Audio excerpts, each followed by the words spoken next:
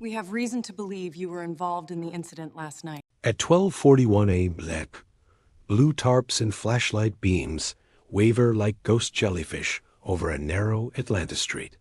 Men in neon vests shoulder a steel battering ram past azaleas and a farm of cinder blocks scattered across the yard. The house smells like pine sol and old hymnals. Miss Lula, 83, is still in her slippers, the little terrycloth ones that make her feet look like small clouds. I'm supposed to be Day, just a new property manager on the firm's payroll, clipboard in hand, learning the ropes. Day is meant to nod and keep my mouth shut while a private eviction crew pretends they're sheriffs, while a black neighborhood gets peeled back like wallpaper. But when the man with the ram raises it like a promise, I step in front of the door and say, "City code says no entry after midnight without a court officer present. You break this door, I'll have you hauling citations instead of furniture."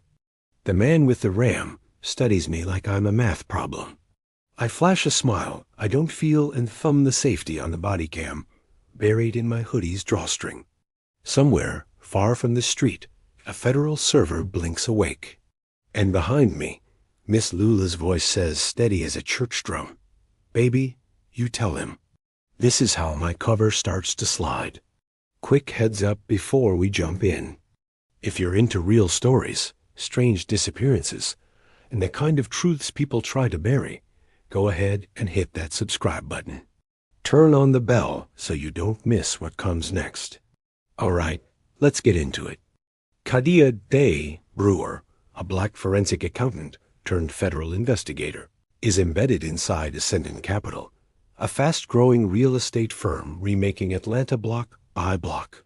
Officially, she's a junior property manager hired to streamline evictions and compliance.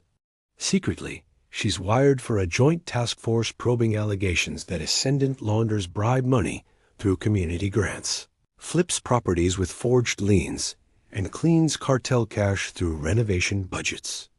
But the city is not a case file. It's home. Her grandmother's house sits in the shadow of the firm's next development. Her aunt is bragging about the can't-miss returns she's finally getting after a lifetime of hard hours. And the firm's head of community outreach, Amir Rivers, a widower, father, and relentless neighborhood advocate, seems to be the rare suit telling the truth. As Day navigates microaggressions, glossy fundraisers, midnight paperless lockouts, and the fine print weaponized against the poor, she discovers a ledger that ties Ascendant's inner circle to a quiet money channel running through churches and charter school foundations. The closer she gets, the more the city's future and her family's past begin to braid into a noose. She'll have to choose which promises to break: the badge, the blood, or the people who believed her smile. The first time I see my face in Ascendant's glass, its morning in downtown is a cathedral of heat. The building is all steel ribs and intention, reflective panes catching peaks of the sky. Inside, the reception area smells like citrus and curated success. A black receptionist named Imani lowers her voice to tell me, "Third floor. Eli's running 10 minutes late. Coffee's over there. The oat milk is for VIPs, but you didn't hear that from me." I laugh, because we both understand the joke and the truth behind it.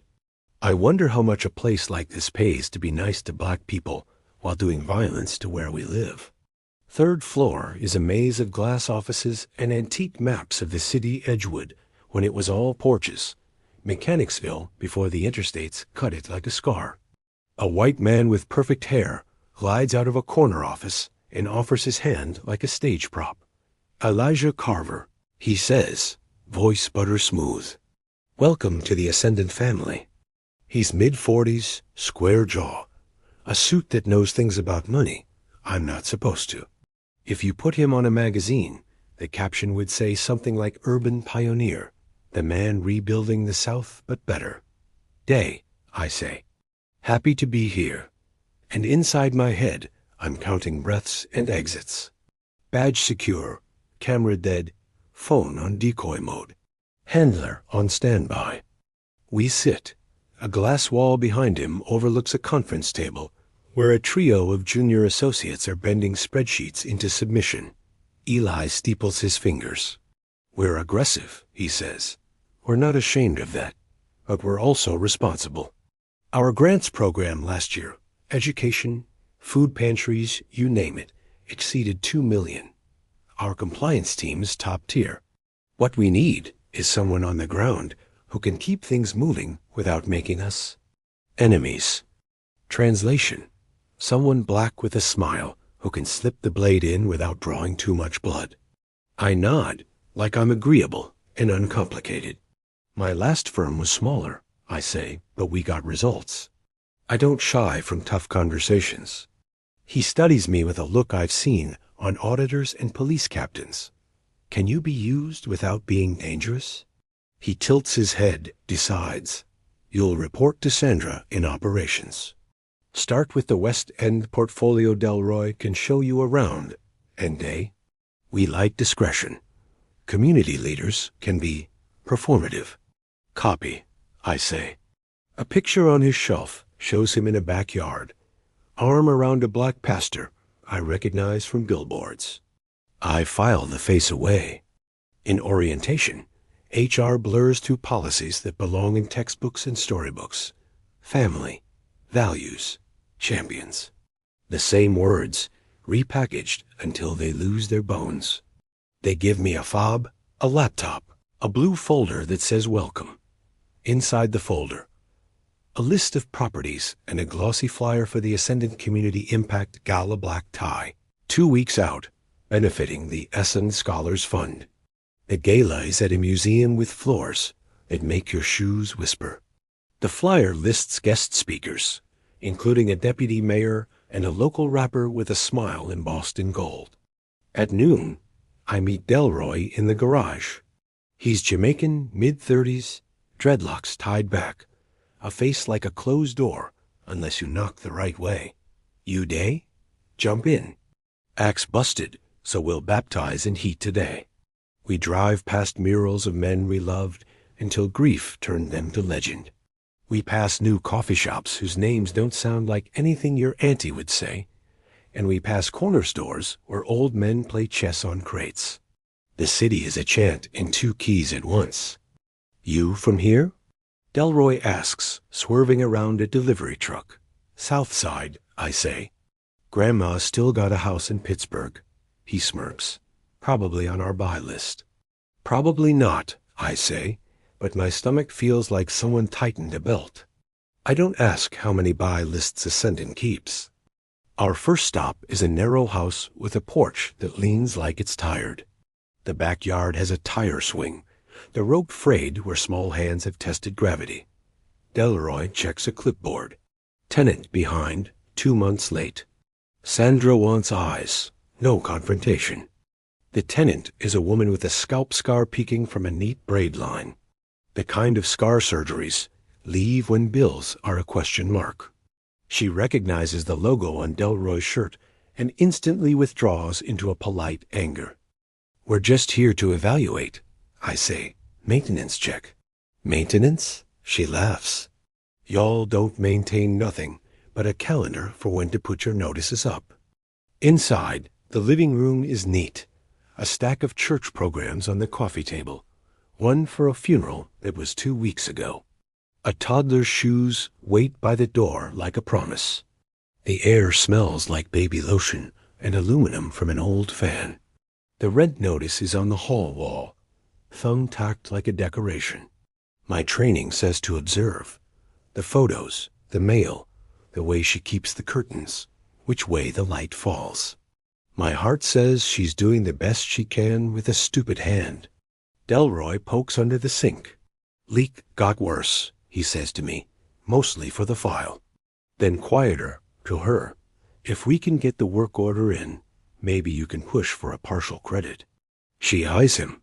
Partial credit against 2 months? That's a honey-coated bullet. He shrugs, an exhausted solidarity. I'm trying, sis. But the machine is hungry. Back outside, he leans on the hood and stares at a sky heavy with August. You seen plenty of this? He asks. Yeah, I say. And worse. He nods to the far block, to a corner where fresh plywood covers a door. That was a fire. Kids got out.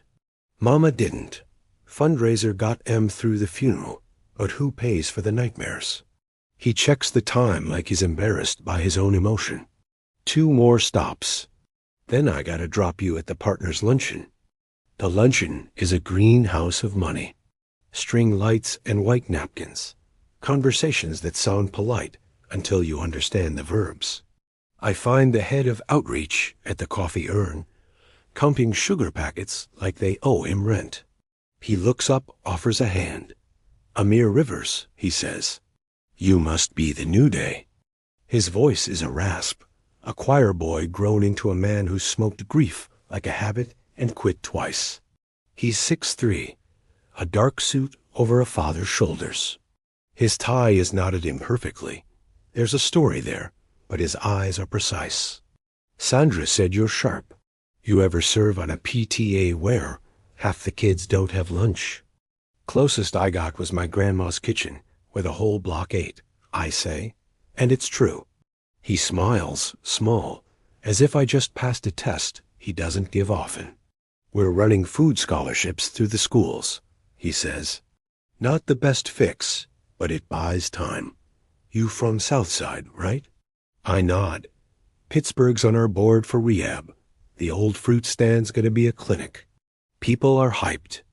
My grandma ain't hyped at all, I say. It slips out before I can code it. He laughs, not offended. Grandmas don't like change unless they ordered it.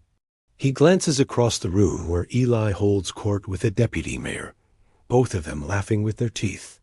Look, I'm not naive. The firm's got wolves. But I'm trying to build some fences. You need anything for a tenant-pastor introduction. School letter, call me. He slides a card across the table. The card is matte, the edges soft. It says Director of Community Partnerships in a font that wants to be trusted. Hand to hand, our fingers brush. It feels like a coincidence and a warning. I give my handler the briefing at a Waffle House that refuses to die. The windows are a neon sermon. The booths are holy. The waitress calls me baby and calls him sir. And in between she calls us out for staring at our eggs like they're puzzles. Agent Morales is Puerto Rican and built like a lesson plan. He keeps his beard close and his humor closer. Your body cam gave us a good look at the midnight show, he says, stirring his coffee like it wronged him. Nice footwork. But don't play hero, Day. We're not there to save one door. We're there to knock on all of them at once. I know, I say. But sometimes one door is the whole thing. He slides a manila envelope across. Inside are 2 photos, a wired ledger page shot on a phone, and a clean scan of the same page after our lab boosted it. Handwritten columns, church names abbreviated into nicknames. New MTJ, Grace 2nd. End time, a trail of donations that don't match any public report. A column of initials that read like a prayer in a different language. At the bottom, a line item labeled SF-scholarship seed with an amount so tidy it has to be fake. We lifted that from a consulting firm Eli used 2 years ago, Morales says. Company folded after 6 months, like it was built to melt. The pastor in that photo, he taps the man on Eli's shelf, was a guest of honor at last year's gala. He runs a food pantry. He also owns 2 rental LLCs that just sold to Ascendant at a premium. Our guess? Kickbacks through charity, fake work orders, rehab budgets that never saw a nail. He points with his chin toward the window. Your aunt still in deep? I stare at the grease sheen on the eggs. She called last night. Said her quarterly return came early because they're doing a special investor appreciation distribution. She sounded proud. And your grandma? Threatening to hide her deed in the Bible. I smile, then swallow it. She's right. Morales lowers his voice. We're not aiming for the antis. Our targets are the architects, the people who can crash the system when they leave. We need the internal ledger that matches this page. Their data room, if it exists. The gala in 2 weeks. Everyone we care about will be in one place. Think like a thief who wants the truth more than the cash. He pushes the coffee away, the way sober men push old friends away. One more thing. The D flagged a pattern. Construction suppliers moving cash across state lines. Some of that cash washed through contractors on Ascendant sites. Might be cartel adjacent, might be garden variety fraud. Either way, if you sniff heat, you step back. Copy, I say. The waitress refills our cups without asking, and I blink at the yellow of the Waffle House sign bleeding onto the table. Somewhere between faith and cynicism, a song from my childhood hums in my chest.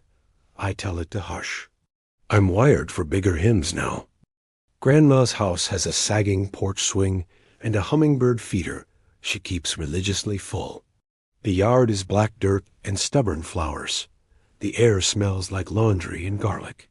My aunt, Rochelle, is chopping onions at the counter with the ferocity of a woman who has marched through obligations like war. Look who the cat let in, she says, fake annoyed, wiping her hands on a dish towel. Help me with the collards. Your grandma says to pick out the stems like you're picking men strong, but not too thick. Grandma shakes her head from the recliner, a throw blanket over her knees despite the heat. Don't tell that girl nothing about men right now. She look at love like it owe her interest. Interest is how you stay free, Aunt Rochelle says, and laughs, bright as always. I tie on an apron and the house wraps around me. The kitchen radio plays blues from a church station that bends sin to harmony. Aunt Rochelle drops her voice low. So the checks came early. I finally got to tell Bernice down at the clinic that I am not broke for life. That's good, I say, and it is, because she worked nights at the hospital laundry for 27 years until her hands forgot. They were women's hands and remembered they were machines. It's also not good, because those checks might be dyed in someone else's tears. She leans in. I told you Eli knows what he's doing. He's for money, yes, but he acts like he grew up on our street. He said people like us get a cut when the city changes for once. He said we're not going to be last in line anymore. And you believe him, Grandma says without turning her head. That boy don't even sweat. If a man don't sweat, he ain't real. Aunt Rochelle rolls her eyes. Mama, he built a park in Vine City. You want him to dig the dirt himself? I want him to leave people in their houses, Grandma says, sharper than I've heard in months. Then softer. Gimme my glasses, Kadiyah. I want to read the word. I fetch them. My aunt watches me with that cousin-to-sister look we've perfected since my mother left. You got something to say about my investments. Say it, she says. Don't stand here with your tongue like a thief and say nothing. I rinse the collards and breathe through my nose. My silence is a house I've paid for, in installments. I'm just glad you got some returns, I say. You deserve them. You always so diplomatic, she says, kissing my cheek and smelling like onions and lotion. Like you're undercover at Thanksgiving. Relax, baby. We made it out of worse. I think of midnight doors, of the man with the ram, of Miss Lula's trembling lips pressed into firm prayer. The house rattles with the train that runs 4 blocks over, a metallic heartbeat. For a moment, I'm smaller than my mission. For a moment, I want to rest in this kitchen with women who held me up when I forgot what standing was. Then my phone vibrates with a message from Delroy. Need you at 1807 Carter. Now, no address label, no emoji, just urgency. I gotta go. I tell them the lie of property manager sliding easy as butter. Maintenance emergency. Aunt Rochelle squints. They sure use you quick. Grandma says, eyes on her Bible. Demons always want your time. Carter Street sits in that seam between what used to be and what's about to be. One side block is new brick and black steel balustrades. the kind of porches where the furniture costs more than the car. The other side is old wood, paint like dried tears, porches that sag with secrets and card games. The address is on the old side. Delroy's sedan idles, AC finally fixed, or stolen from another car, knowing him. He's pacing, phone to his ear, the stress rolling off him in humid waves. He waves me over. A relief flag. Tenant changed the locks, he says. Sandra wants the unit cleared by Friday for demo. But the guy in there, he's not well. Not well how? Like running from voices. Like maybe on paper, he's not on paper. We climb the steps, the wood soft beneath our weight. Delroy knocks with the kind of rhythm that says, I'm not a cop. I'm a cousin with a clipboard. A man answers through the door. He's young by sound and age by deployment voice careful, like he's learned to keep it small. Who? He asks. Management, Delroy says. Just need to check the water. What water? The water in the pipes, Delroy says, and this is the dance where everyone pretends we're not here to move a body's life to the curb. I lean toward the door. Hey, I say, I'm Day. Can we talk out here? It's too hot to be mad inside. He opens the door 3 inches. One eye, wary. A scar across his cheek that healed longer than it should. Y'all keep coming, he says. You ain't got nothing I want. We got time, I say. Not today for papers. Just time. What's your name? He hesitates. Dion. We talk on the porch, the street heat holding us like a sin we agreed to love. He was in the army, a medic. Came home to save his mother. His mother didn't want saving. She died. He tried Uber until his back gave him betrayal. He got a temp job demolishing, which is the universe's idea of a joke. He missed 2 rents because pain makes time look slippery. He's waiting on VA paperwork like it's a ship in a fog. Say I give you a week, I say. Can you make 2 months of rent appear? No, he says, but I can make the porch not fall. The steps rotten. The bathroom leaks. I've been asking for months. Delroy meets my eyes, a flicker of the same calculus. We can do the repairs, he says. But the clock don't stop. Dion smiles without humor. Funny how clocks stop if a company owes you money, but not if you owe them. I pull out my phone, type notes that will become nothing, and feel the shape of something sour. I can get you a caseworker, I say. And a church can... Stop, he says, gentle. I don't need charity. I need not to be hunted in my own house. It's a line delivered with such calm that my chest tightens. He looks at me like he knows I'm not only who I say I am.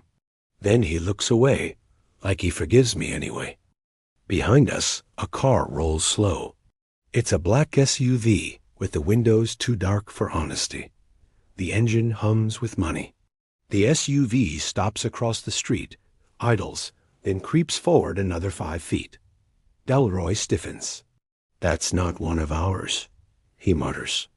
The SUV pulls even with us, and then, like a joke that plays mean, someone tosses a leaflet out the passenger window. It flutters down, lands at our feet. Then the SUV is gone, silent as a question fleeing a mouth. Delroy picks up the leaflet with 2 fingers. On the front, the new Carter, luxury living, starting in the 500s. On the back, a sleek rendering of a building with windows like promises. The bottom reads, Ascendant Capital, not our font, not our art, not from our office. Somebody bootlegging our name, Delroy says, voice flat. Or not, I say, because the rendering's address matches ours with a future that doesn't include Don's mail. The only difference is the date, Q426, 2 years to evaporate a block. My phone buzzes again. This time it's Amir. You at Carter? Heard noise on that street. Heads up. Who'd you hear it from? I text back. A 3-dot pause. Neighbors. And a council aide who should mind his tongue. You good? Always, I lie. Delroy pockets the leaflet. Sandra will want to see this. Make 2 copies. I say, 1 for her, 1 for me. He raises an eyebrow. Paper trail, I add, which is true enough to pass. Inside, the bathroom leak is leaving rings in the floor like a tree remembering a drought. I kneel and snap photos for the file. Dion stands in the doorway like a soldier in a home he doesn't fully trust. There's a family photo on the sink, water-stained. Him and a woman in a nurse's scrubs with a smile that could carry groceries and men. On the back, in a neat hand, Dion and Ma, last good day. We'll send maintenance, I say, knowing maintenance is 2 men with wrenches and a YouTube degree. We'll buy you a week, maybe 2. He nods, looking past me, past the mirror where my face is split by a crack like fate. You, one of the good ones? I almost say yes. I almost say no. Instead, I'm here. He accepts it like a coin that isn't real, but looks close enough in the dark. At 5, Amir texts again. You free to walk? We meet on a sidewalk where kudzu is winning a slow war against a fence. The heat has curled into a softer thing. The sky is bruised purple with a gold edge. He carries a clipboard, but he doesn't look like the kind of man who loves clipboards. He points to a lot where children run between cones, a pickup soccer game beneath a billboard selling a mortgage shaped like a smile. We sponsor this, he says. The cones, not the joy. The joy's theirs. I nod. They say you're the one who fought for the water fountains at Carver Elementary. They say a lot, he says. Then, I printed these. He hands me a sheet, the gala seating chart. I scan names. Eli at table 1 with Deputy Mayor Holt and Pastor M. Johnson, and a Rivers at table 3 with community partners. My name appears at table 5 with operations and legal. There's a handwritten note. Dessert on terrace. Speeches at 9:30. You steal this? I ask. I curate, he says with a smile. It's public to staff by Friday, but I prefer to stay ahead. We walk. He tells me about his wife, Mayra, gone 3 years now from the kind of illness that eats time with a quiet mouth. He talks about his son, Malachi, who believes every basketball hoop is a door to God. He asks me about my family, and I lie with omissions instead of fabric. Ascendant gives me money for programs, he says at last, but sometimes the money arrives wrong. Like it went on a field trip and came back with an accent. I tilt my head. Wrong how? Like 50,000 for youth enrichment. That reads like a poem, but lands with 10 in my account and a note that the other 40 went to a facilitating foundation that has a P.O. box at a UPS store. You tell Eli? He laughs short. Eli likes to pick battles he's already won. He says the foundation takes a standard administrative fee and compliance requires a layered approach. Amir stops, looks me in the face with that precision in his eyes again. I want to believe he's just playing chess. But if those kids are the pawns, I'm flipping the board. And flip it, I say. And I mean it, even if it means our board flips too. He studies me like he's matching the shape of my words to the silhouette of my life. You ever tell the truth in a room full of people paid to lie? All the time, I say. I call it a Tuesday. He grins, and for a heartbeat, I forget the small mic hidden in the lining of my bra, the camera stitched into my hoodie string, the handler 2 miles away, pretending not to care about me alive or dead. For a heartbeat, I'm just a woman walking with a man who believes in children and water fountains. Then his phone buzzes. He reads the message and the exact shape of his jaw changes. Problem at a shelter we fund, he says. A check bounced. You need backup? He hesitates. You want to see behind the curtain? I live behind curtains, I say. Lead. The shelter is a low building with a high heartbeat. The lobby's chairs are mismatched but clean. The air is fried chicken and baby soap. A woman behind the desk breathes in relief when she sees Amir. Bless, she says. The landlord called. Said the rent check bounced like a fake promise. We got 20 women in here and 6 kids. You know they'll put us out first. Amir's face goes professional grief. We'll fix it. We step into a cramped office where the fluorescent light makes everything look guilty. He pulls up accounts on a computer with the speed of someone who has taught his fingers to outrun panic. The Ascend Scholars Fund appears blue on the screen. Then another account, Ascendant Community Support, LLC. Another, Grace Second Foundation. There are transfers that look like commuters changing trains. One line jumps out. $75,000, Grace Second Foundation gives Ascendant Maintenance Group memo. Roofing prep, dated last week. He exhales a curse under his breath. That foundation cut the rent check. It bounced because the maintenance company pulled their fee for $75,000 to prep a roof that doesn't exist. Who owns Ascendant Maintenance Group?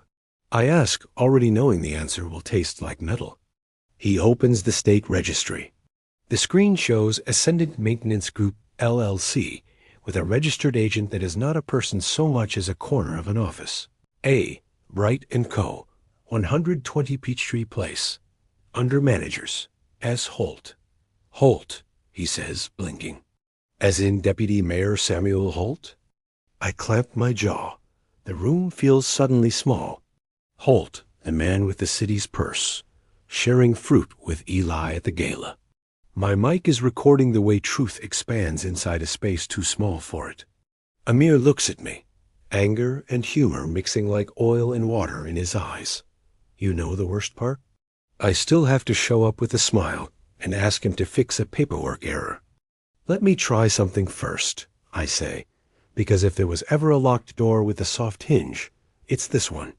In the corner, a printer chews out a test page with rates for after-school programs. The woman at the front desk sticks her head in, whispers, "We good?" "We will be," Amir says. "Call the mothers.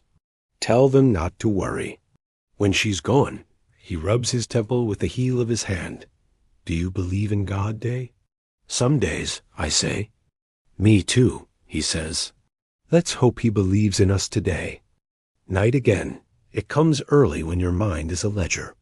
My grandmother's street glows like a soft bruise. Porch lights blinking, TVs humming, voices traveling in summer.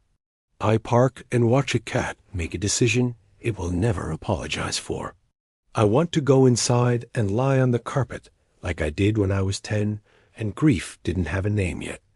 I want the ceiling fan's slow sermons. Instead, I sit and flip the leaflet from Carter Street between my fingers, again and again, like a coin. A text jumps onto my screen from a number I don't recognize. "You talk to Shelters now?" No name. The bubble is green. I type, "Who is this?" 3 dots. A friend who wants you to stop. I look up and the street looks back, innocent as a choir. "Stop what?" I type, "Stop moving the wrong way." I screenshot the thread, fire it to Morales. Then another text arrives, this one like a hand on my throat. "Tell your Aunt Rochelle to sit tight on her investment." Some distributions are delicate. My blood is already up when the porch light snaps on. The door opens and my grandmother stands there, small and indestructible. "You coming in, or you gonna sleep with the mosquitoes?" she says. I shove my phone into my pocket. "Coming," I say, but the boss in me whispers, "Tell Morales to move Rochelle out." The niece in me whispers, "Don't take away the first pretty thing she ever had that wasn't a dress." In the hall, my grandma grips my elbow, light but heavy. "You look like your mother when she planned to run," she says. "I'm not running," I say, choosing the truth I like. She nods toward the corner table where our shoebox sits. "Take that to the closet," she says. "I want it near the coats. Safer there." "What's in it?" "Our deed," she says, and watches me. "And the picture of your grandfather in his army suit. Men in suits can look holy and be awful, you know." I look at the box until it becomes every box I've ever lifted out of a life. People with money came by, she adds, like mentioning rain. Said they're buying on our street. They talked in pretty. I told them a house ain't a dress. You can't try it on and put it back when you see yourself ugly in it. What did they say? They said the city's voicing a vision. I said my vision got eyes, and it's watching them back. I carry the box to the closet and place it on the shelf above my reaching. My phone buzzes, and I ignore it. The closet smells like cedar and old church coats, perfume and rain. For a second, the house holds me the way no plan ever has. Then my phone buzzes again, and the screen flashes a name that doesn't belong to my life. Sandra. I answer, voice even. Day. Tomorrow, she says crisp. 4A.M. We're doing a voluntary move out on Federal. Quiet, no police. Bring your badge, not your feelings. Copy, I say. I hang up and lean my forehead against the closet door, the wood cool and honest. 4? My grandma says from the living room. Nothing good happens at 4, unless it's a baby or a miracle. Maybe we'll catch both, I say. She snorts, but I see the worry finger the corners of her mouth. In my room, the one still full of trophies and report cards, I spread the Carter Street leaflet next to the galas seating chart and the printed registry page with S. Holt on it. I draw lines with a pencil, red string on a desk. My handwriting is the same as when I was 12 and hungry for mysteries. Back then, the secrets were who took the last piece of cake, or why my mother kept the bag packed by the door. Now the secrets wear $5,000 suits and speak in passive voice. My phone lights up one more time, a final message from the unknown number. Tomorrow is a bad day to be brave. I take a breath, 2, 3, and then I do the thing Morales hates. I text back a single word. Why? No response. Just the night, heavy as a ledger. 4 ummies a seam ripper. It opens the day along the sleepy part. Federal Avenue is a row of houses that once were loved and were neglected and remembered like an obligation. Sandra waits by a van with the engine idling and the air conditioner coughing like it's been smoking since '92. She's black, mid-50s, hair pin neat, glasses that have seen more than they'll ever confess. She wears a gray skirt suit like armor and tennis shoes like sense. Crew inside, she says, no greeting. Woman with 2 boys. We offered the relocation stipend 1 month rent and a U-Haul credit. We offered to place them with our partner shelter. She adjusts her glasses the way some people pray. She didn't sign. We move her and her things to storage. Any court order? I ask, though I know the answer. Georgia lets you do violence in paper clothing if you word it sweet enough. She lifts a brow. We're enforcing a move-out per the lease. We're within rights. She glances at my face. Don't preach to me, Day. I grew up in these houses. I got out by pretending I didn't. I'm not preaching, I say. I'm asking if we're smart. Sandra exhales. Smart is a piano you learn to play when you don't own the house. Inside, the woman is young in the way women who've had to be old are. Her sons' faces are small mirrors of hunger and curiosity. Boxes half-packed like those questions you pretend not to hear. In the kitchen, a magnet on the fridge says today is a good day, and I want to tear it off the metal and throw it in the trash for lying. Ma'am, Sandra says, we have to proceed. Her voice is the authority of someone who exchanged her girlhood for legitimacy and found out it doesn't spend as well as men said. The stipend is still available if you sign. Sign what? The woman asks, scorn a shield. Sign so I can go be poor in another place? So I can tell my boys the world been moving without us, and we supposed to thank it for not running us over? Sandra closes her eyes for a second, opens them, and nods to the crew. They move like practiced grief. That's when the knock rips through the front door. A man in a tailored Navy suit steps in like he owns the air. He's tall, mid-40s, a smile too white for the hour. Deputy Mayor Samuel Holt. In person, he looks like grant money and ribbon cuttings, like a press conference that runs on time. "Good morning," he says brightly, as if 4 has ever been morning for people who don't choose it. "I'm here to make sure this stays orderly." Sandra goes still, then offers her hand. "We have it under control." "Of course you do," he says. "But the city has an interest when—" He catches sight of me and pauses, something like recognition flickering. He shouldn't know me. I file his pause under unwelcome future and keep my face a calm door. He leans in toward the mother, lowering his voice like he's intimate with Mercy. "We have a place for you," he says. "A temporary solution while we work on permanent housing. But we need your cooperation." "Permanent," she says, spitting the word. "Y'all been promising permanent since I was born." His smile stays. "We're building something better. You'll see it soon." He glances at Sandra. "Where's Amir? He usually smooths these." "Out," Sandra says, clipped. "He's not here." He nods. "Shame. He's good with spirits." The mother begins to cry silently, tears running like a leak you pretend is temporary until the floor caves. Her boys hold themselves like brave little kings. I feel that righteousness rising like a fever. I feel the weight of my badge hidden under fabric. I feel morals in my ear even without a mic. Don't break cover for one door. And I feel something else, the snug click of a trap closing. Because in the doorway behind Holt, 2 men hover with the posture of private security, not city staff. One wears a pin on his lapel that is not a flag and not a logo. I know that pin. We've seen it in surveillance, small, silver, a hexagon with a notch. A construction supply company, Trehex Materials. One of the suspected carts for cash. Sandra sees them too. Her jaw sets. "This is a private enforcement," she tells Holt. "The city doesn't oversee relocations at this stage." He smiles, not moving. "Of course. I'm here as a citizen." He spreads his hands like Jesus on a good day. A concerned citizen. He is, in an exact way, telling the truth. That's the shape of the knife. I pull out my phone, tap the camera, let it pretend to be a light.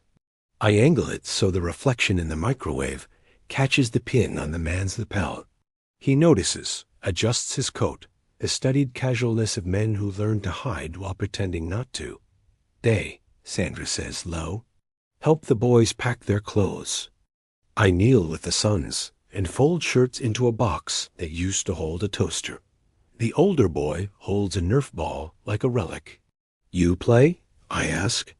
"Too early," he says, trying not to sound like he's crying. I nod, like I agree, like I don't want to scream. A truck idles outside, the kind that hauls artifacts of the poor. The neighbor across the street watches from her porch, a robe and a cigarette and eyes that have seen enough to be a court of law. She taps a rhythm on the rail, drumline for a funeral. Somewhere, a dog barks and then stops, deciding silence is safer. When it's done, the house is a shell. The woman's shoulders have the slope of defeat you can't teach. Holt steps back into the dawn with his good suit and his confidence intact. He pulls a phone from his pocket, types with the speed of a man who doesn't fear paper trails, because he is the paper trail. As he turns, our eyes snag for a breath. That flicker again. It's either recognition or interest or the universal human suspicion that control is an illusion. He nods at me like we share a truce. We don't. He leaves. The crew pulls away. Sandra locks the door like a priest finishing a liturgy nobody wanted. Then she leans against the porch column and lets the fight drain out of her face. "I hate this part," she says.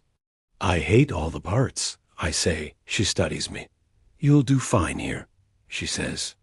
"As long as you don't start believing your feelings. Feelings make you slow." "And what makes you fast?" I ask. "Fear," she says simply. "And bills." A wind picks up, carries the smell of hot tar and something sweet. A flyer skitters across the street like a small animal and sticks against the steps. The new federal luxury meets legacy. I don't pick it up. I've got too many flyers already. My phone vibrates. Morales, you in motion? I type, yes. Holt crashed a move out. Brought tree hex ghosts. 3 dots. Understood. We're pulling property tax records on Grace 2nd and Tree X. Bring me anything paper from Sandra's floor. Tonight. I pocket the phone and look down the street. The mother and her boys climb into Sandra's van. Sandra's eyes flick to mine in the rearview mirror. There is no hero music. There's just the day, arriving like a bill you expected, but hoped was lost in the mail. As we pull off, the neighbor across the street raises her cigarette in a salute as old as grief. Y'all be safe, she says. You too, I say, and I mean it like a wish. At the office, the AC is arctic enough to make your bones reconsider. The interns are tying gift bags for the gala mini champagne bottles and glossy cards begging the city to love Ascendant back. I slip into the records room with a box I don't need and my heart beating like a metronome for lies. The records clerk is a man who looks like a joke that found a job lanky. White, 30, tie crooked, eyes that say he likes secrets the way some men like whiskey. You lost? He asks. Found, I say, smiling. Sandra needs last quarter's maintenance invoices for Grace 2nd. Audit discomfort in the air. He sighs like he and I are comrades in the war, against paperwork. Everything's scanned, but the paper lives in Dodger's boxes in the back. Why? Because somebody before me liked chaos. He disappears between shelves and returns with a box that smells like trees and time. Take it to her? He asks. I'll hand carry, I say, clutching the box like a shield. In the stairwell, I open it. Invoices with amounts that lean on neat zeros. Roofing prep for buildings with no roofs replaced. Consulting for firms whose phone numbers are dead. A single sheet tucked behind a divider, folded, as if it tried to be small. I unfold it. It's a ledger fragment, handwritten. A mirror of the page from Morale's envelope. A list of transfers, one line marked. SFC gives scholarship slate, with arrows branching to Grace 2nd and Ascendant mate. Group and Enton charities. In the corner, a doodle, a hexagon with a notch. I take photos with the Faux Light app, heart big in my throat. I slide the original back and consider taking the whole sheet. My handler's voice again. Never be the one thing they're missing. I leave it. When I step into the hallway, Amir is there, leaning against the wall like he dropped a piece of himself and is deciding whether to pick it up. He sees the box, then me, then something in my face I didn't button down fast enough. You good? He asks. Always, I say. You? He shrugs. Always. Then he taps the folder I'm carrying. What do you see when you look at those papers? Numbers pretending to be God, I say. He smiles sad. I see kids who deserve a piano. I hear the sound of men explaining why the piano isn't a priority this quarter. We stand a beat too long. He tilts his head. Walk tonight? There's a vigil for Miss Carter, the woman from the fire. Her sister wants to read a poem, but doesn't want to be alone. Text me where, I say. He nods, pushes off the wall, and leaves. I start down the hall towards Sandra's office and almost collide with Eli. He glows, as always, like success is a son he installed himself. Day? He says warmly. Settling in? Learning the hymnals, I say. He laughs. Good. We need true believers. His eyes dip to the box. Going to Sandra? Tell her I said we need everything clean for the auditors. The city is nosy this quarter. Which part of the city? I ask, because sometimes words are a test. All of it, he says lightly. But the deputy mayor's office is particularly engaged. He pats the box like it's a dog and walks away, leaving a comet tail of cologne and ambition. In Sandra's office, She takes the invoices with practiced indifference. "Drop them there," she says. On her desk is a stack of eviction notices in duplicate. Her hand hovers over a pen like it's a weapon she promised to use only for good, then forgot. "Thank you." I leave before I say something that would be honest and unwise. In the corridor, my phone buzzes with a text from Morales. "We have a judge who might crack if we get him the right page. Good work. Stay boring for 24 hours. I chuckle in spite of the day. Stay boring in a city that keeps inventing reasons to be loud. Fine. I plan to be boring. Truly, I plan to keep my head down, attend the vigil, sleep in virtue like a small animal. But at dusk, when the sky curls pink and blue over the old stadium, a car pulls alongside me as I walk toward the vigil. It's the same black SUV. The window rolls down to the exact height that says power. A man inside speaks without showing his face. "Day," he says. "Every hair on my neck bows. Do I know you?" "You will," he says. "You and I are going to be friends, as long as you don't go places you don't belong." Behind him, the driver shifts hands on the wheel. He's got that tree hex pin, glinting like a secret, convinced it's a jewel. I take a step closer, because fear and anger are cousins who both talk loud. "Who sent you?" I ask. The man laughs soft. "Everyone." The SUV rolls away, slow and smug. I watch it until it's eaten by dusk.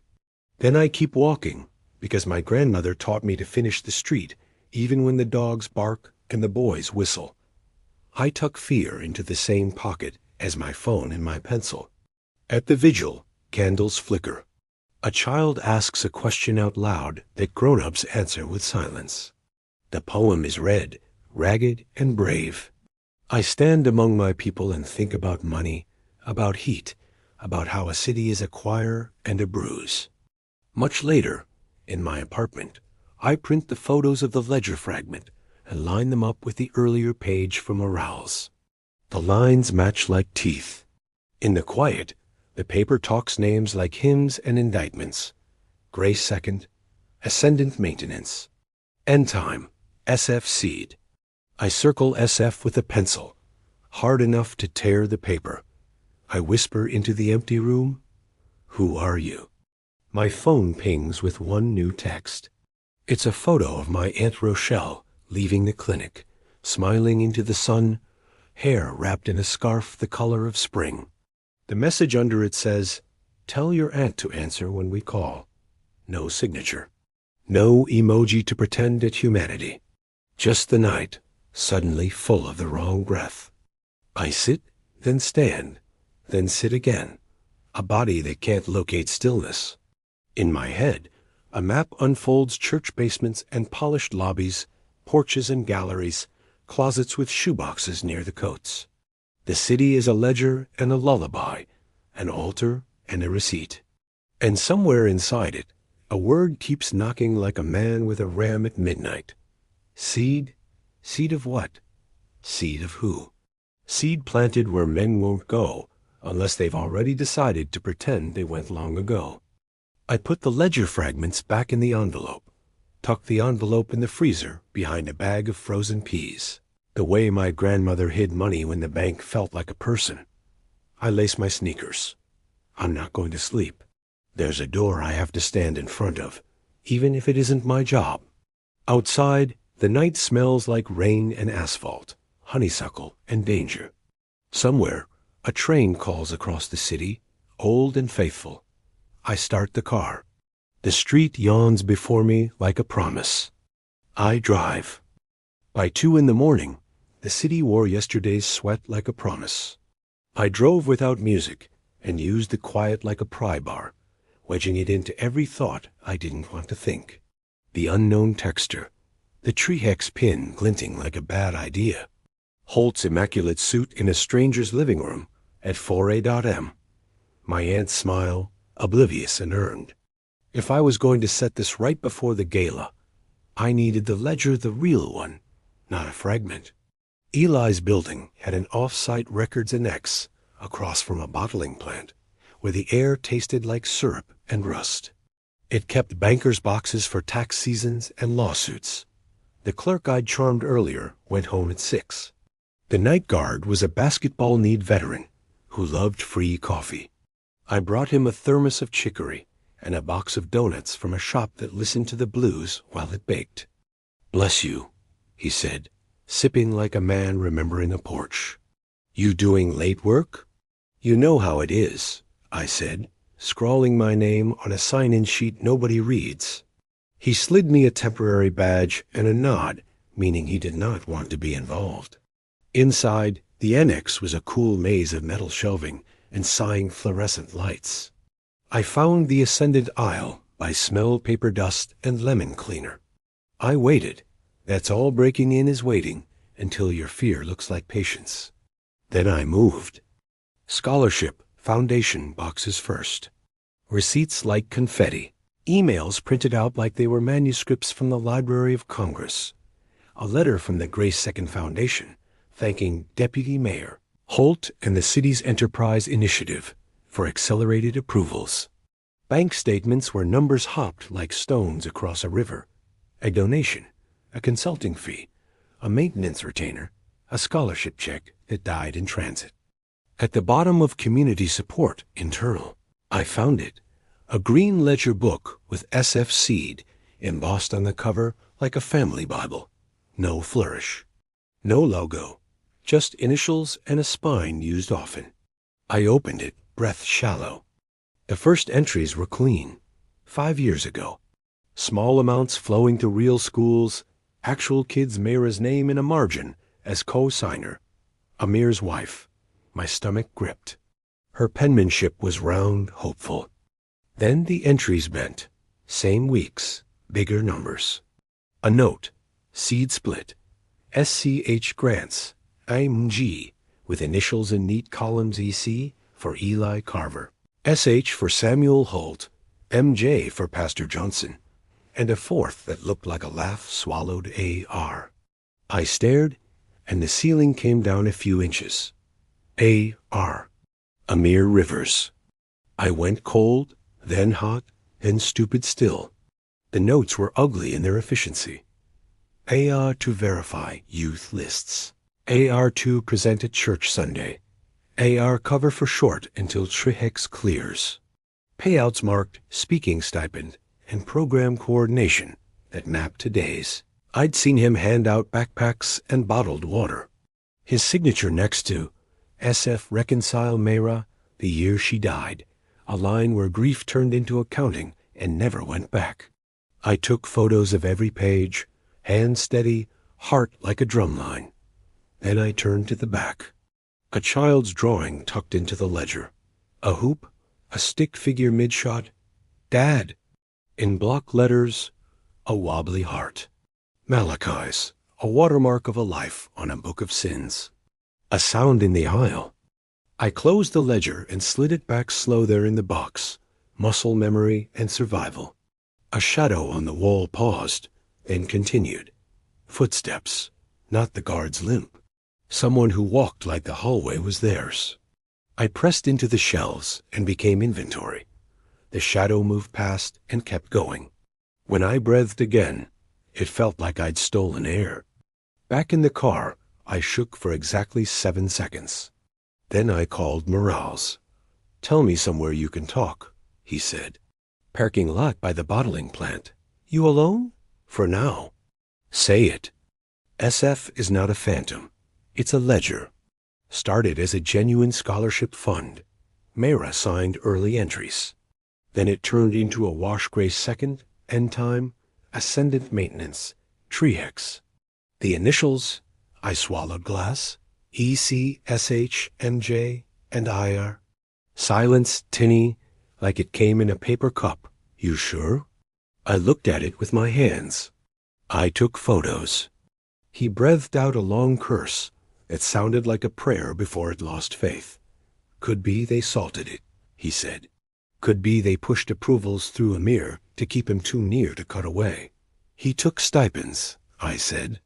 "He covered shortfalls before Trihex deposits. He's in it." "He's in it," Morales said.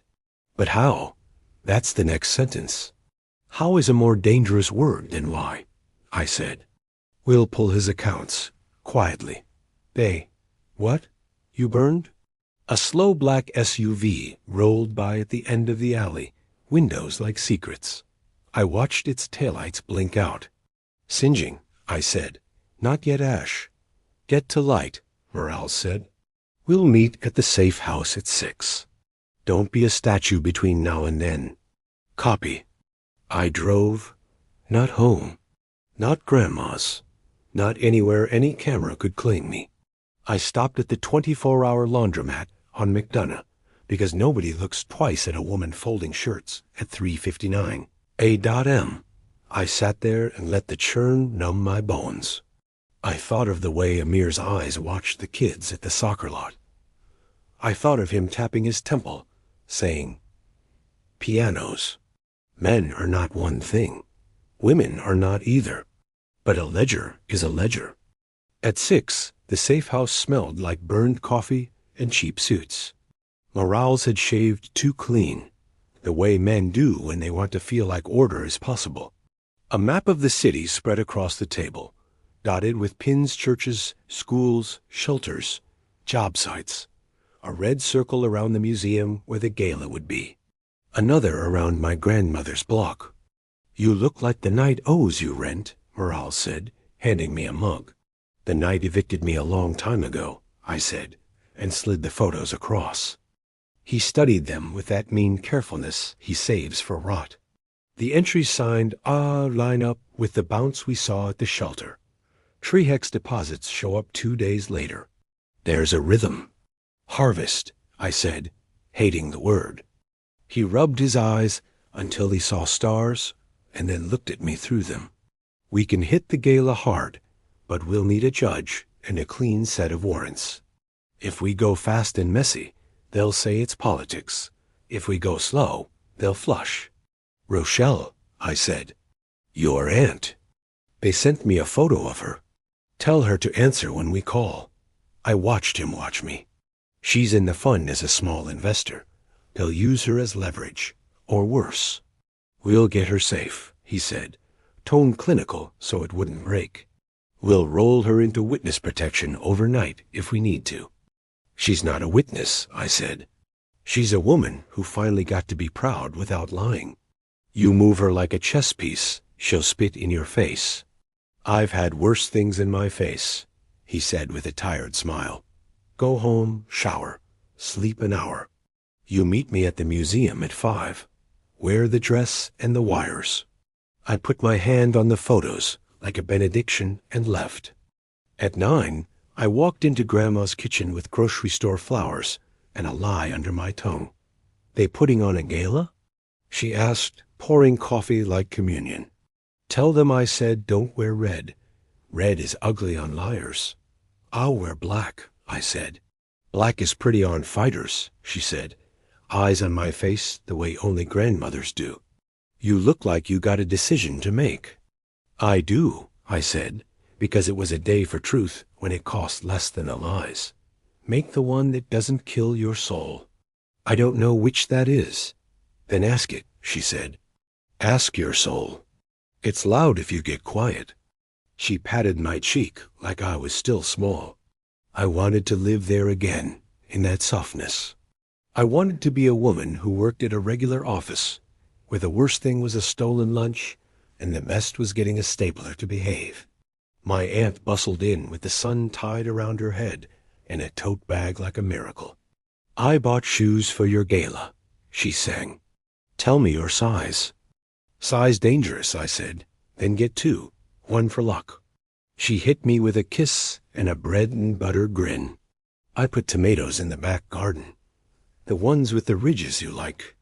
Thanks, Auntie. Don't thanks me yet, she said. The developers came by again while you were out. Offered me a finder's fee if I convinced Mama to sell. I told them the only thing we're finding is a broom when they leave footprints. What did they say? That they know people who can make our lives easier. She went quiet then. Baby, I want to cash out. I want to take Mama someplace where the air doesn't smell like asphalt, an apology. I want us to feel like we won something. We will, I said, and hated myself for speaking in the future tense. Just don't answer numbers you don't know today. I never do, she said, not even when I'm lonely. When I left, I put a little camera in the ceramic rooster by the stove and showed Grandma how to press the button that called me. If anyone knocks, I said, even if it's Jesus, press this first. She slapped my hand lightly. Don't you talk about my Lord like you don't have keys to everything. Sorry, I said. Don't be sorry, she said. Be ready. By 5, the museum had turned itself into a chandelier. Dresses like declarations, tuxedos like armor. The kids' ascendant had helped real kids carry trays of sparkling water and learned the grammar of rich rooms. Take, don't drink, smile, don't ask. The band played a past-present mix, Motown to trap to a polite jazz that didn't belong to any particular city the way money doesn't. I stepped out of the car and felt every eye on my dress and none on my face. The wire sat like a secret between shoulder blades. Morales had laid the plan twice, 3 times, 10 in my ear. If you can, get into the secure wing. Server rooms behind the rotating exhibit. Eli will be on the terrace at 9:25 for the deputy mayor's toast. Amir will be at table 3. We've seated the judge. We get Holt's signature on a transfer or a text. We walk him. If we get the ledger cover or a confirming line in public, we lock them. Copy and day. Yeah. If Amir is the fall, don't try to catch him with your body. Copy. I lied. Inside, the light was kind to liars. Eli held court near a sculpture of a weary bronze woman that somebody had decided represented resilience. He saw me and beamed like a pastor spotting a tither. Day. You look like a Grant. Let's hope I don't bounce, I said. He laughed, delighted by the pun, as if it wasn't blood under the joke. Mingle. Eat. The speech will make you cry. I prefer documents, I said, and he charmed a couple in sequence before he could hear me. Table 5. Operations and legal. Sandra sat stiff, a study in grays. She touched my wrist like someone avoiding the whole hand. Don't make a scene, she said without moving her lips. I was thinking about it, I murmured. Don't. They'll call it unprofessional and punish you in ways you don't see coming. And what if a scene keeps a door on its hinges? She blinked. Then pick a good one. Across the room, Amir caught my eye. His tie was better knotted. His son stood near the band in a too-big jacket, face luminous. Amir lifted his hand an inch. I didn't lift mine. At 9:20, servers ferried desserts that looked like science. The program slid toward speeches. Eli walked to the mic amid applause like falling leaves. He smiled. He did the story about his grandmother in a shotgun house, and his summers volunteering, and how community was the water he swam in. People dabbed at eyes with linen because the air-conditioned tier is a luxury product. He brought up Pastor Johnson, who praised public-private partnerships, like a man auditioning for a seat at a bigger table. He brought up the deputy mayor. Holt took the stage in a tux that had never met inconvenience. He talked about legacy and opportunity, and neighborhoods that deserve investment. He said the words with the lightness of a poet who'd never had to spell arrears. While the room clapped, I slipped away. The rotating exhibit was on Southern Futures. All cotton gins made pretty and quilts that told stories that once got people whipped. An unmarked door behind a display opened to a corridor of white walls and utilitarian honesty. One camera watched the hall. It preferred to be a deterrent. I made it to a second door with a keypad. The code was 6 digits. The kind of 6 digits you could guess if you were arrogant. A birthday. I tried Eli's public information a quick Google. I'd memorized and erased. The 1st of March, 1978. The pad flashed red. I tried September 16th, 2019, the day, Ascendant launched the Scholars Fund. Green. Inside, the server room was a humming heart. Racks of blinking options. The case for legitimacy. I went to the second rack from the left. The network map Morales had knocked up showed where the community wing connected. My key fob blinked against a reader. Red, then green. I plugged a thumb drive into the port I wasn't supposed to know existed. The drive Quinn from Cyber had named Blessings, because he's a special kind of fool. A progress bar crawled across a tiny screen. It felt like waiting for sudden rain. Hands, a voice said behind me. I raised them. Not because I respect guns, though I do, but because I recognized the voice, and it scared me more. Amir, I said. He stepped into my peripheral vision, a pistol low and trained on a spot near the floor 2 feet in front of me, safe but real. His eyes were not the kind eyes from the soccer lot. They were storm dark. "What are you doing?" he asked. "Archiving," I said.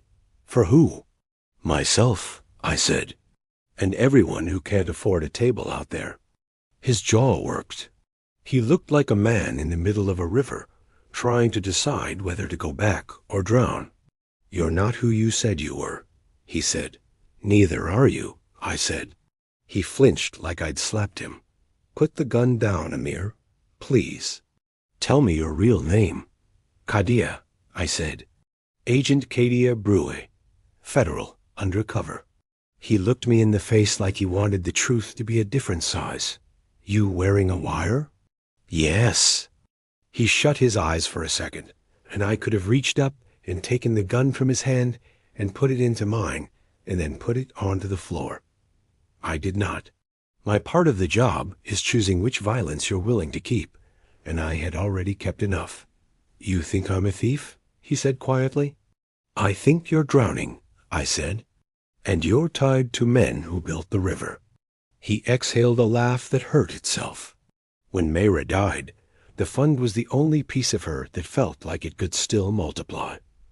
Eli said the city was ready. Holt said he'd line up approvals. The pastors prayed. The money moved. Then the numbers started bending. Eli told me it was temporary. "You want your kids to eat now, or in 5 years?" He'd say, "We're smoothing cash flow. We'll square it in the audit."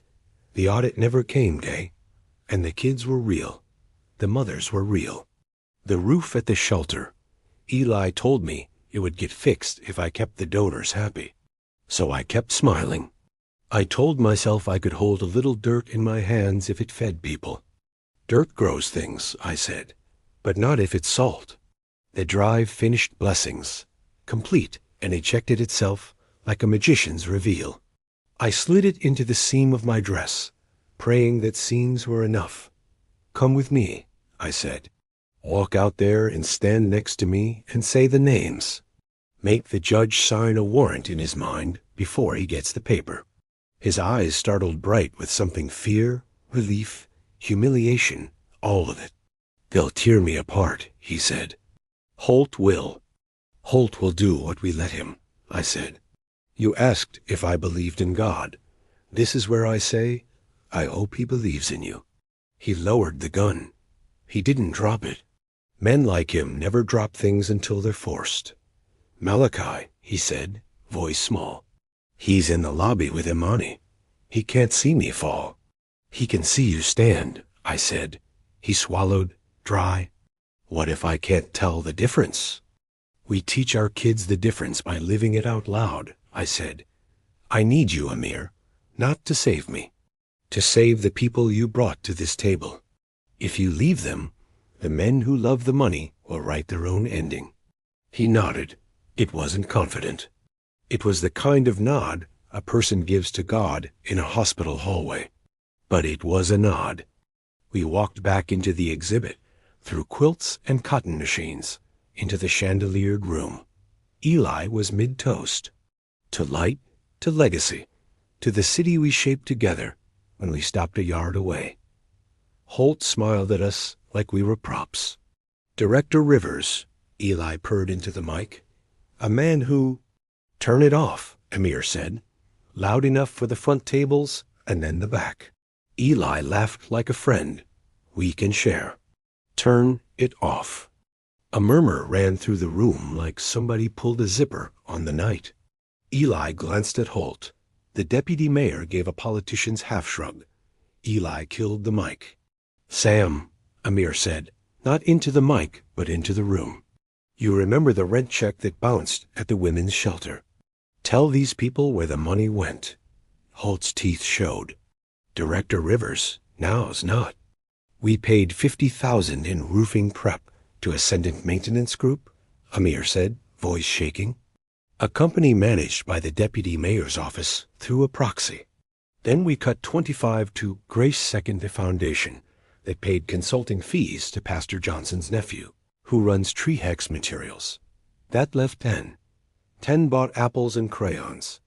10 bought silence. 10 bought the night. You want more? He asked the room. I have more. He looked at me. I took a step forward, and every bone in my body turned into a bell. My name is Agent Kadiyah Brewer, I said, and the sound of my badge felt like fire. Federal. We have the files. We have the ledgers. We have the pipeline. We have a judge waiting to sign warrants. And we have a community that deserved more than this. Security moved first, not all of it ours. The Tree Hex men near the back got stiff as boards and then fluid as snakes. One reached for his jacket. Sandra stood up like a stone front and said, no. Her voice carried from childhood porches to tonight's glass. Not here. Eli's face didn't move. He had practiced for cameras. This is political theater, he said, mouth perfect. We have complied with every regulation. The Scholars Fund is audited. These accusations are slander made by a disgruntled. Holt wasn't listening. Holt's eyes were on the exits, calculating his version of freedom. He texted fast. As he tucked his phone away, Imani, the receptionist with the oat milk joke, stepped out of the lobby with Malachi at her side and a handheld in her palm. She lifted it slightly. The crowd turned that way like a school of fish. Imani looked at me and at Amir, and then at Holt. Your office called my phone by accident a week ago, she said, voice just loud enough. Left a voicemail about clearing Tree Hex invoices before the gala so the optics are clean. I kept it. She pressed play. The room filled with Holt's voice saying the quiet part loud. Make sure the shelter rent goes out after the event. We can't have sympathy bait overshadowing the mayor's remarks. Tree Hex comes first, then Grace Second does its thing, then, yeah, the kids get their apples. You could hear the rich people realize the police were no longer a phone call they could count on. I looked at Morales. He nodded and lifted his chin. Uniforms moved from the edges, like the night itself decided to enforce a boundary. Holt tried to slip left. A detective from the task force stepped into his path with a warrant and a moral that had teeth. Samuel Holt, he said, you're under arrest for fraud, conspiracy, and a few other words you'll learn to pronounce. Eli smiled even then. We'll be fine, he said to the room, and I realized who he was. A man who could look at a flood and see only that the water matched his suit. He didn't see the woman from Federal Avenue in a clean dress near the back row, standing straight as a verdict. He didn't see Dion in a borrowed jacket by the door, eyes lit with a fire that didn't need gasoline. He didn't see Sandra finally exhale like a woman who'd gone 20 years without air. Pastor Johnson tried to pray, voice high and sweet. No one bowed. The rest happened like paperwork slow, and then all at once. The judge signed. The warrants slid through the room like new weather. Holes opened in companies that had looked whole. Phones lit. A few donors left like cats. A few stayed, grim and gray, learning words like due diligence and how did I not know, and meaning none of them. After, in a quiet hallway, Amir leaned against a wall, trembling. I thought it would feel like victory, he said. It feels like truth, I said. Truth is a different kind of full. He nodded and scrubbed his face. They'll charge me. They'll talk to you first, I said. They'll ask if you want to help rebuild what you helped damage. Do I? You do, I said. That's what you've wanted the whole time. He stared down at his shoes like they might tell him where to put his feet next. Malachi? I looked back into the lobby. The boy sat on a bench, chin in his hands, watching two officers walk Pastor Johnson out with the gentleness you offer a cat that scratches. Imani sat with him, murmuring something that made his mouth curve. He looked okay. Kids most often are until they aren't. Go to your son, I said. You'll be okay? He asked. It was corny, and it was kind. I'm always okay, I said, until I'm not.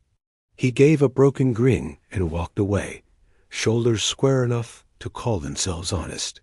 Morales appeared at my side with the exhausted high cops get when the plan works close enough to what they wrote.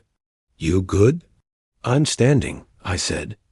We've got Holt in cuffs, Johnson in tears, and Eli pretending to be surprised, he said. Treheck's lawyers will try to buy God. The judge wants your photos logged. The ledger's now evidence zero. You did it, Brewer. We did a part, I said. Tomorrow there's still rent. Tomorrow there's still rent, he repeated. But tonight there's a start. He squeezed my shoulder. Your aunt's safe.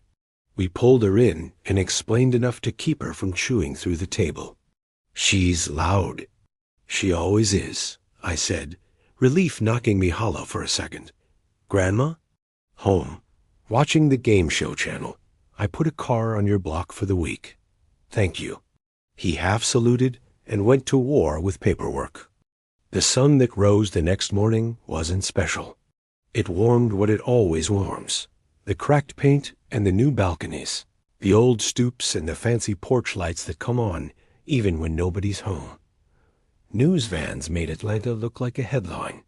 People ate cereal in kitchens and said, HMPH. People sighed, finally. People said nothing and waited to see if anything would stick. I went to Carter Street. The flyers for the new Carter had blown into the storm drain like things that knew where they belonged. Dion sat on the porch step, knee braced, a toolbox open.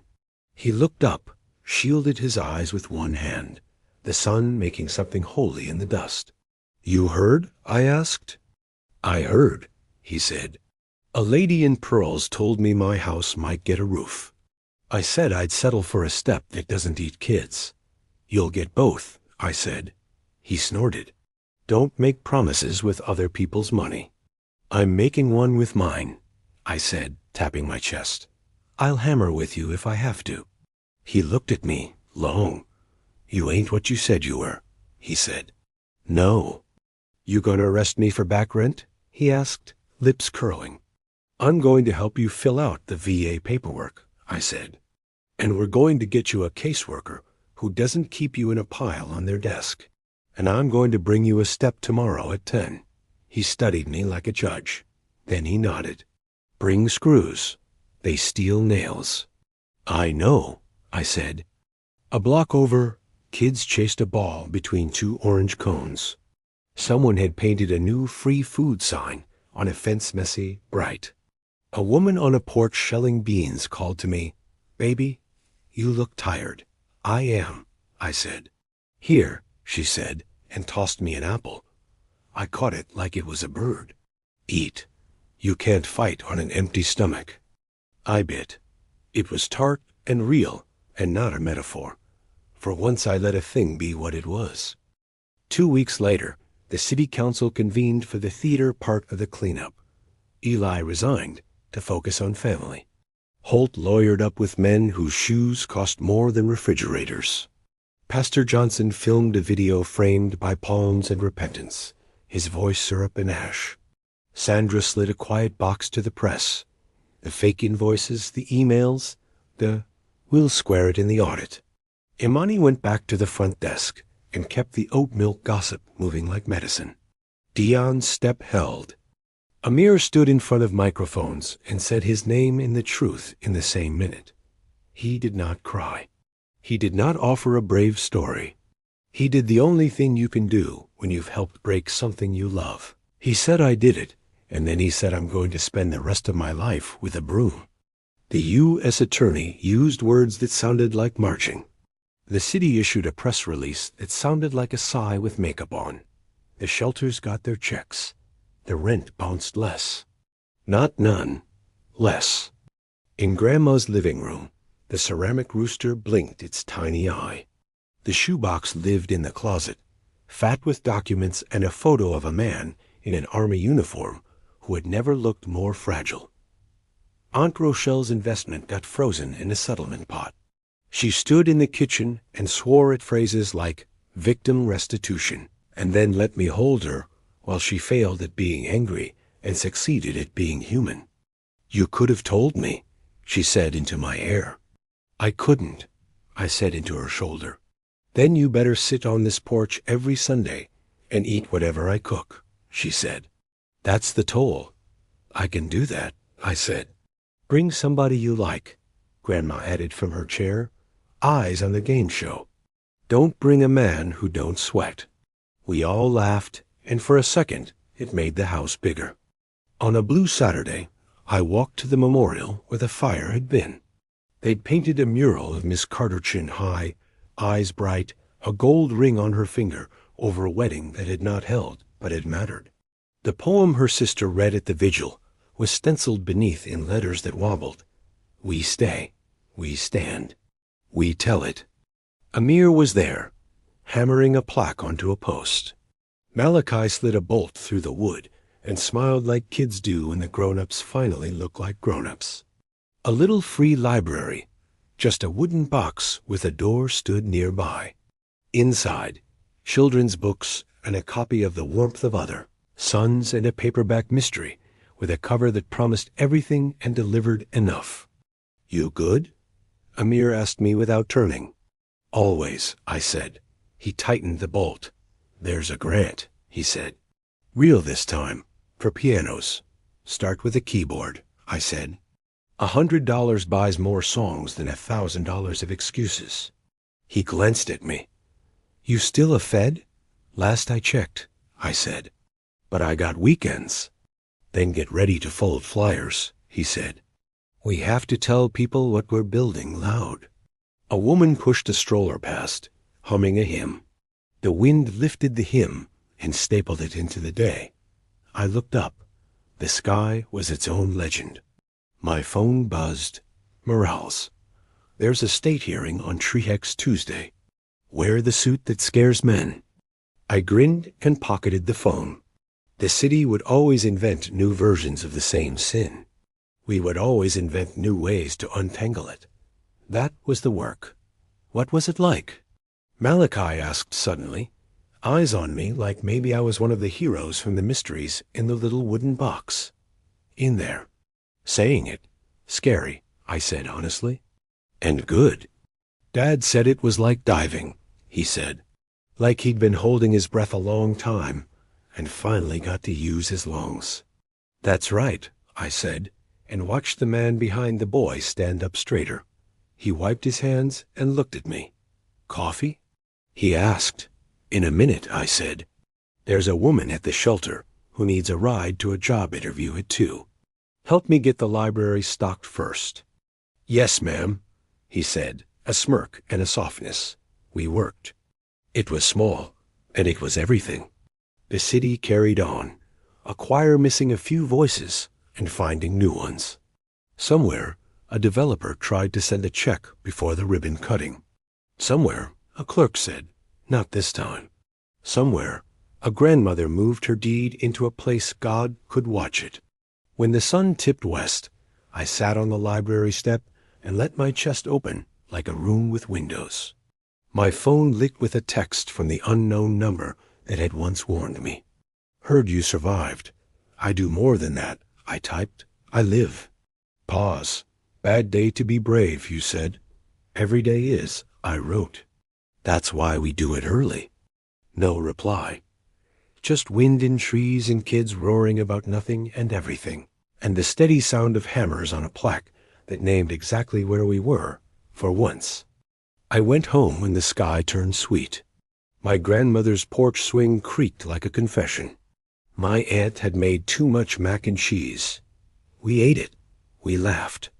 We planned a garden that only partly made sense. Somebody on the block played a trumpet badly, and then right. A train called through the dark, and a dog barked and then didn't. The city we loved blinked, bruised, and bright. When I finally lay down, I found sleep honest and close. Maybe that's the moral. If there has to be one, the ledger is real, the light is real, the people are realer than both. Tomorrow, there would be a door, and I would stand in front of it. Tonight, I let the door stay closed while I rested on our side of it, the side where somebody still believes we deserve to keep what we've built. I slept with my badge under the pillow and my soul loud in my chest, and in the morning, I woke up brave again. Not every story ends with justice. Some just stop where the paperwork does. But if you listened closely, this wasn't just about what happened. It was about what we ignore, the assumptions we let slide, the voices we tune out because they don't come in the right tone. Somewhere, someone's living with the fallout of this story, not as a headline, but as their everyday. So if this story stayed with you, don't let it fade. Shine it forward. Ask more. Doubt what's too quiet. Because what we choose to see or not see decides what happens next. Like, comment, share. Not for clicks, but for clarity. Because awareness is how silence breaks, and how truth finds daylight.